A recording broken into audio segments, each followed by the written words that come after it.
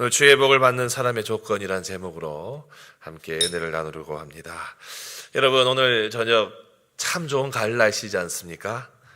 이번 주 들어서 갑자기 낙엽이 지기를 시작하고 낙엽이 많이 떨어졌습니다. 그래서 진짜 가을이 왔구나 하는 그런 마음이 이번 한 주간 동안 많이 생각도 들고 또 마음도 그러합니다.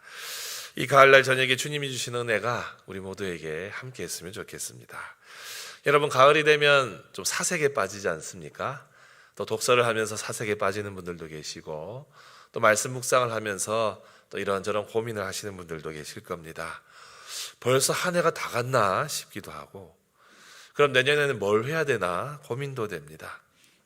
또 한 해 한 해 이제 나이도 들어가는구나 이런 생각을 하게 됩니다. 그래서 가을에는 고민이 깊어지는 그런 계절인 것 같아요. 하지만 한편으로 말씀을 묵상하고 주님과 더 가까이 갈 수 있는 계절도 바로 이 가을입니다. 그래서 이 가을에 우리가 정말로 주님을 깊이 만나고 또 주님의 사랑을 풍성히 느끼는 그런 시간들로 보내야 합니다. 그래서 이 가을에 묵상하기 참 좋은 말씀으로 저는 시편 37편을 꼽았고, 그래서 몇 주 정도 이 37편의 말씀들을 하나하나 살펴보려고 합니다. 오늘 이 시편 37편은 다윗의 시편입니다. 이 시편은 다윗이 어느 젊은 청년과 만나서 대화를 나누고 그 대화 속에서 얻은 교훈들과 또 그 청년에게 권면해야 되겠다 하는 내용들을 가지고 이 시를 지었습니다. 이 청년의 이야기를 귀담아 들었어요. 이 청년의 이야기를 귀담아 들은 이후에 이 청년에게 이렇게 조언을 해주면 좋겠다. 바로 그 내용이 오늘 시편 37편입니다. 그럼 여러분, 이 젊은이가 이 다윗에게 어떤 이야기를 털어놓았을까요? 어떤 이야기를 과연 했을까요? 이 젊은이는 이 다윗에게 자기가 받은 상처에 대해서 이야기를 했습니다. 사람 때문에 받은 상처, 특별히 악한 사람들 때문에 받은 상처를 나눴어요. 그리고 세상에 공존하고 있는 악의 문제에 대해서 진지하게 고민을 하고 있었습니다. 불의한 사람들이 더 잘 되는 것 같고, 또 그 불의한 자들 때문에 자신의 심령에 상처가 나서 그것 때문에 심히 고민을 많이 했습니다. 다윗은 그 청년의 이야기에 귀 기울여 듣고 경청하고 이제 조언을 합니다. 다윗은 이 청년에게 해결책을 제시를 해요. 먼저는 주님의 복을 받는 사람이 되면 좋겠다 하는 마음을 가지고 권면을 시작합니다. 그래서 본문을 가만히 살펴보면 주님이 주시는 복에 대해서 이야기를 해요. 우리 37편 22절입니다. 다 같이 한번 읽어봅니다. 시작. 주의 복을 받은 자들은 온 땅을 차지하고 주의 저주를 받은 자들은 끊어지리로다. 아멘. 여러분, 우리도 매일매일 고민하면서 삽니다. 무엇을 먹을까, 무엇을 입을까도 고민하지만 그 외에도 경제적인 문제 때문에 고민하고, 또 진로의 문제 때문에 고민하고, 또 이직하는 문제 때문에도 고민을 하고, 취업의 문제 때문에 고민합니다. 또 이제 나중에 은퇴를 하면 어떻게 살아야 되나 하는 고민들도 하게 되고, 또 우리 시급한 또 기도의 제목이 있지 않습니까? 바로 내일 우리 고3 수험생들이 시험을 치게 되는데, 우리 시험을 치르는 가정의 학부모들은 자녀 진학의 문제, 이게 우리 앞에 있는 고민들이죠. 오늘 말씀은 고민 많은 우리 삶에 해답이 되시는 분이 바로 하나님이시라고 가르치고 있습니다. 어떻게 하면 이 하나님이 주시는 인생 해답을 가지고 살아갈 수 있을까? 오늘 시편 37편이 분명하게 보여주고 있습니다. 오늘은 그 첫 번째로 주님이 주시는 복을 받는 사람의 조건에 대해서 함께 살필 것인데, 이 교훈대로 행해서 우리 가운데 주님이 주시는 도전이 가득한 이 저녁이 되기를 주님의 이름으로 축복합니다. 먼저 첫 번째로, 주님의 복을 받는 사람은 악인들 때문에, 아니면 악한 상황 때문에 불평하지 않습니다. 다윗이 이 청년의 이야기에 귀를 기울이고 들은 이후에 이제 권면을 시작합니다. 그 권면의 출발은 불의를 행하는 자들을 보더라도 불평하지 말고 그 속에 빠져들지 말라는 거예요. 우리 1절과 2절을 다 같이 한번 읽어보겠습니다. 시작. 악을 행하는 자들 때문에 불평하지 말며 불의를 행하는 자들을 시기하지 말지어다. 그들은 풀과 같이 속히 배임을 당할 것이며 푸른 채소같이 쇠잔할 것이미로다. 아멘. 여러분, 이 청년은 악을 행하는 사람 때문에 고민이 많았다 했습니다. 이 악을 행하는 사람들이 잘 되는 것, 이거 정말 부조리하다라고 생각했어요. 악이 관영하고 또 판을 치는 세상, 그 악이 분명히 보이는데 그게 없어지지 않고 오히려 악한 것들이 발악을 하고 있는 현실이 매우 부당해 보였습니다. 그것을 생각하면 생각할수록 이 청년의 마음은 힘이 들었어요. 여러분, 우리 주변에 다른 사람들에게 피해를 끼치고 악을 행하는 사람들을 한번 가만히 관찰해 보십시오. 여러 가지 특징이 보입니다. 일단 그들은 기본적으로 매우 교만합니다. 그리고 사람에 대한 예의가 별로 없어요. 자신이 출세한 것을 막 자랑하고 그것을 가지고 사람들을 하대합니다. 이런 사람들은 존재 자체가 악이에요. 그런데 딜레마는 그런 악한 사람들이 시기 질투 날 만큼 잘 되더라 하는 거예요. 왜 악인이 잘 될까? 하나님이 계시다면 심판하시는 것이 마땅한데 왜 하나님은 심판하시지 않는가 고민이 되어요. 또 한편으로 여러분, 그런 마음도 우리 안에 있습니다. 그들이 잘 되는 게 사실 부러워요. 나도 좀 잘 되고 싶은데, 하나님 믿어서 좀 잘 되고 싶은데 나는 왜 잘 되지 않지? 악한 사람들 잘 되는 거 보면 괜히 그것도 부럽습니다. 그래서 우리의 배알이 막 틀어지고 마음이 좋지 않아요. 그런데 여러분, 오늘 성경은 그것 때문에 불평하지 마라 하고 있어요. 그들이 잘 되는 것 가지고 불평하지 마라. 그들이 잘 되는 것 가지고 시기하지 마라. 그들이 부러워도 그렇게 부러워하지 말고 불평하지 말고 그렇게 시기하는 일에 빠져들지 마라. 곧 거리를 두라고 가르치고 있어요. 여러분, 불의를 보면 불나방처럼 뛰어드는 분들 계시죠? 아니, 저것들이 하면서 뛰어들어서 막 그 문제를 해결하고 싶어 하는 분들 계시죠? 여러분, 그렇게 행동하는 사람 분명히 필요합니다. 하지만 그 전에 꼭 한번 숙고해 봐야 돼요. 왜냐하면 불평하지 않고 모든 상황을 맡기는 것이 우리의 신앙 고백, 곧 주님을 향한 우리의 믿음의 고백이 되기 때문입니다. 불평하지 않고 인내하면서 그러한 일들이 눈앞에 펼쳐지더라도 주님께 시선을 딱 고정하고 흔들리지 않는 것이 하나님의 주권을 인정하는 것이 되기 때문에 그래야 해요. 여러분, 불평하지 않는 것, 분노하지 않는 것도 믿음의 행동입니다. 우리의 마음의 분노도 다 주님께 맡기고 주님이 해결해 주시기를 구하는 것, 이것도 믿음의 행위라는 거예요. 바울이 그렇게 고백했어요. 로마서 12장에 보면 바울이 이렇게 말합니다. 다 같이 한번 읽어볼까요? 시작. 내 사랑하는 자들아, 너희가 친히 원수를 갚지 말고 하나님의 진노하심에 어떻게 하라고요? 맡기라. 기록되었을 때 원수 갚는 것이 내게 있으니 내게 갚으리라고 주께서 말씀하시느니라. 아멘. 내가 갚겠다 말씀하고 계시니 하나님의 진노하심에 맡기라. 여러분, 맡겨야 됩니다. 여러분, 악에 대한 심판은요, 이 심판의 권한은 우리가 가지고 있지 않아요. 이것은 다 하나님께 있습니다. 그래서 여러분, 내가 집행자가 되지 말고 하나님께 맡기는 것, 하나님께서 해결하시도록 맡겨드리는 것이 마땅합니다. 여러분, 요즘 여러분들 삶이 좀 어떠십니까? 제일 사람들의 근황 쉽게 물을 수 있는 것, 요즘 어때요? 라고 물어보는 거죠. 요즘 여러분 어떠세요? 여러 가지 일로 마음고생하는 분들 계십니까? 마음고생하실 일들 많으시지요?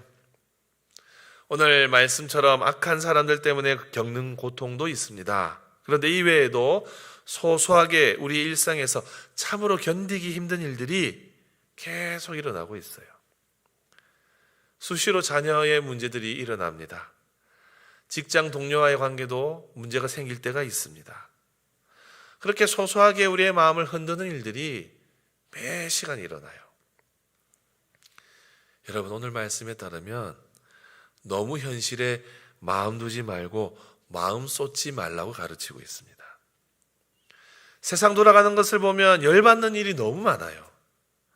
그렇지 않아도 우리 주변에 시험 들게 하는 사람들이 참 많고 시험 드는 일들이 자주 생기는데, 오늘 말씀은 거기에 열정을 쏟지 마라, 열정적으로 뛰어들지 말라고 교훈합니다. 여러분, 하나님께 맡기십시오. 나를 열받게 하고 나에게 분노를 일어나게 하는 일에 몰입이 되면 그건 우리 손해예요. 오늘 말씀에 분명히 말씀합니다. 하나님께 맡기라고. 그럼 여러분, 하나님께서 알아서 하십니다. 확인해 볼까요? 2절 말씀 다 같이 읽어봅니다. 시작. 그들은 풀과 같이 속히 배임을 당할 것이며 푸른 채소같이 쇠잔할 것이미로다. 아멘. 여러분, 악한 사람들과 악한 일들은 풀과 같이 한순간에 배임당할 겁니다. 여러분, 푸른 채소 물만 며칠 주지 않아도 잎이 노랗게 변하죠. 또 너무 강렬한 태양빛에 두면 잎이 다 말라버리고 타버립니다. 악인들의 상황이 그러하다는 거예요. 그 악인들과 악한 상황들을 주님께 맡기고 나갈 때 우리도 모르는 사이에 상황이 정리되고 모든 어려움들이 안개처럼 사라져 버립니다. 그러므로 여러분, 하나님의 복을 받으려면 불평부터 주시기 바랍니다. 여러분, 불평 많이 하십니까? 저도 보면 불평을 좀 하고 있어요. 저희 아내한테 불평하기도 하고 우리 장로님들께 막 불평하기도 합니다. 장로님 이렇게 되면 안 됩니다 하면서 불평하기도 해요. 여러분, 하나님의 복을 받으려면 불평을 줄여야 돼요. 아니, 불평하지 않아야 돼요. 여러분, 불평하지 마시기 바랍니다. 대신 인내하면서 주님께 맡기십시오. 그때 하나님이 친히 우리의 어려움을 말끔하게 해결하실 것입니다. 여러분, 이 믿음을 가지시고 불평하지 마시고 그 불평을 감사로 바꾸는 은혜가 우리 모두에게 함께하기를 주님의 이름으로 축복합니다. 두 번째로, 주님의 복을 받는 사람은 주님 한 분만으로 인생의 기쁨을 누리는 사람들이에요. 여러분, 오늘 말씀을 가만히 보면 복을 받는 사람은 복을 받을 분명한 이유가 있습니다. 오늘 말씀에서 주의 복을 받는 두 번째 유형의 사람을 3절과 4절이 규정하고 있어요. 우리 3절과 4절 다 같이 읽어봅니다. 시작. 여호와를 의뢰하고 선을 행하라. 땅에 머무는 동안 그의 성실을 먹을거리로 삼을지어다. 또 여호와를 기뻐하라. 그가 내 마음의 소원을 내게 이루어 주시리로다. 아멘. 여러분, 3절과 4절에서 우리 성경 구절 속에서 주님이 주시는 복을 받기 위한 조건을 한번 찾아봅시다. 먼저 하나님을, 여호와를 의뢰하고 선을 행하라 라고 하고 있어요. 이 말씀을 원문과 또 영어 성경을 보면 하나님 안에서 하나님을 신뢰하고 선을 행하라 라고 되어 있어요. 또 3절 보시면 땅에 머무는 동안 그의 성실을 먹을거리로 삼을지어다 라고 하지요. 이 말은 앞에 선을 행하라는 말과 연결이 되는 말이에요. 곧 이 땅에서 인생을 살면서 성실하게 선한 일을 행하라라는 뜻입니다. 여기에 더해서 4절을 보면 여호와를 기뻐하라라고 하고 있죠. 이 말을 직역을 하면 하나님 안에서 스스로 기뻐하라라는 뜻이에요. 곧 너의 기쁨의 원천을 여호와께 두라라는 겁니다. 여러분, 이 말씀을 조금 쉽게 정리해 보겠습니다. 어떻게 정리하느냐? 제가 나름 정리해 봤어요. 하나님 안에, 다음 자막입니다. 하나님 안에 머무르며 하나님을 신뢰하고 선한 일을 행하십시오. 이 땅을 살아가면서 성실하게 선한 일을 행하십시오. 그리고 당신의 기쁨의 원천을 하나님께 두십시오. 여러분, 여기서 중요한 것은 주님의 복을 받는 사람은 주님 안에 머무른다는 사실이에요. 그 사람은 하나님을 떠나지 않습니다. 하나님의 말씀의 교훈에서 떠나지 않습니다. 주님이 행하라는 일을 행하면서 살아가요. 나의 의지, 나의 생각, 내 계획이 우선되는 것이 아니라 하나님 안에서 하나님의 계획을 우선시하면서 인생을 살아가는 거예요. 그리고 그 기준에 비추어서 나의 의지, 나의 생각, 나의 계획을 고민하는 사람, 바로 그 사람이 복을 받는 조건을 갖춘 사람입니다. 이런 사람을 한마디로 정의하면 주님 한 분만으로 만족하는 사람이에요. 여러분, 하나님 안에 거하면서 또 하나님이 기뻐하시는 일들을 성실하게 행하면서 살아가면 그 자체로 인생의 기쁨이 됩니다. 하나님을 기쁘시게 하면 내 인생에도 기쁨이 넘친다는 말이에요. 여러분, 이것만큼 큰 복이 없습니다. 그런데 놀라운 것은 그 뒤에 구절이에요. 이 명령대로 살면 주시는 복이 4절 하반절에 나와요. 다 같이 읽어봅시다. 시작. 그가 내 마음의 소원을 내게 이루어 주시리로다. 아멘. 여러분, 한마디로 주님 한 분만으로 인생의 만족을 찾고 누리고 사는 사람은 그 마음의 소원을 하나님이 이루어 주신다는 거예요. 여러분, 삶에 불만이 있으십니까? 하나님 한 분만으로 만족하지 못하고 살고 있습니까? 그러면 여러분, 아무리 주님 앞에 우리의 소원을 아뢰어도 응답이 없어요.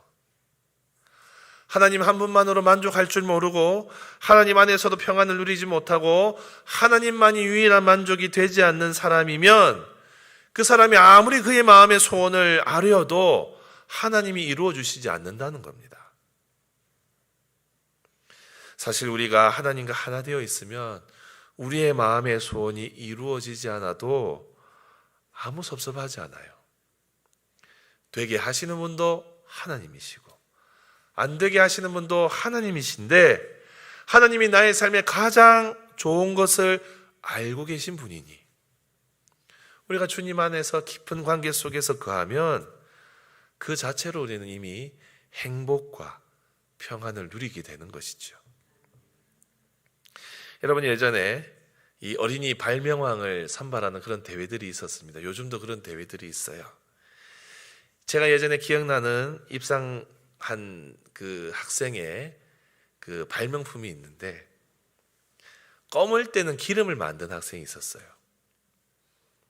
여러분, 옷에 껌 묻으면 세탁소 가야 되지 않습니까? 그걸 쉽게 뗄 수 있는 기름을 그 친구가 발명을 했어요. 근데 그 기름의 원료가 무엇이냐? 무엇이었을까요? 우리 사역본 우리 이성민 집사님 뭘 것 같습니까? 예, 마음속으로 정답을 말씀하셨어요. 네. 땅콩이에요, 땅콩. 이 학생이 껌을 씹는데 땅콩하고 같이 먹게 되었어요. 근데 땅콩하고 씹다 보니까 껌이 줄어드는 걸 발견했어요.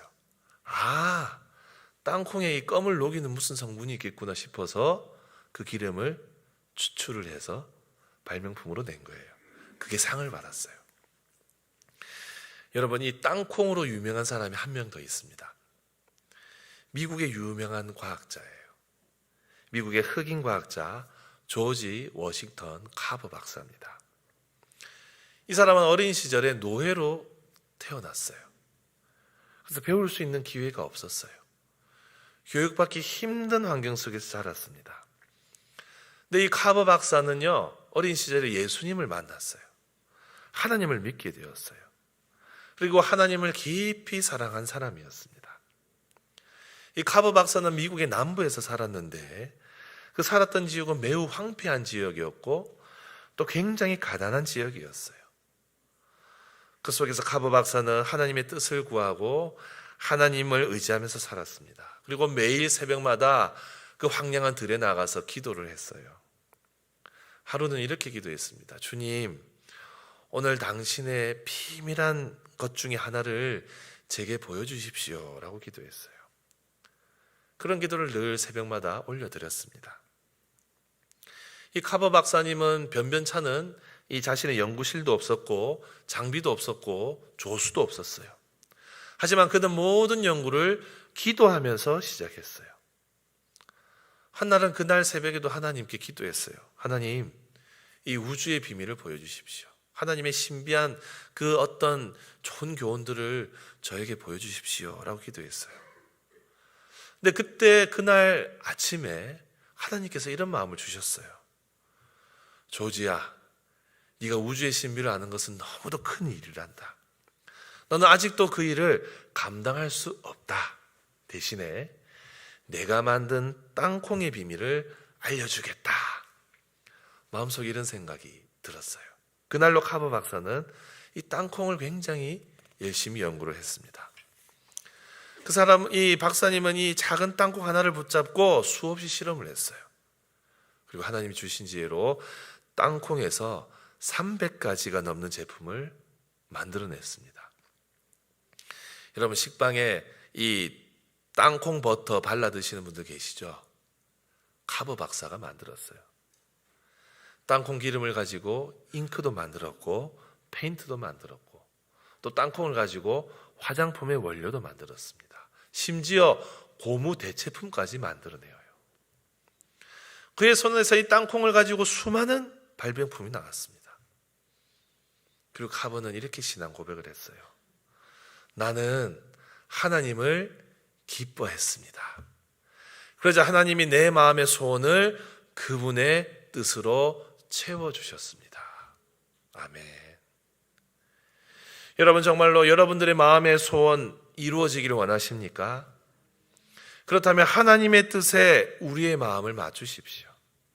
하나님의 뜻에, 하나님의 명령대로 하나님을 떠나지 마시고 하나님과의 관계 속에서 또 이웃과의 관계 속에서 선한 일들을 행하십시오.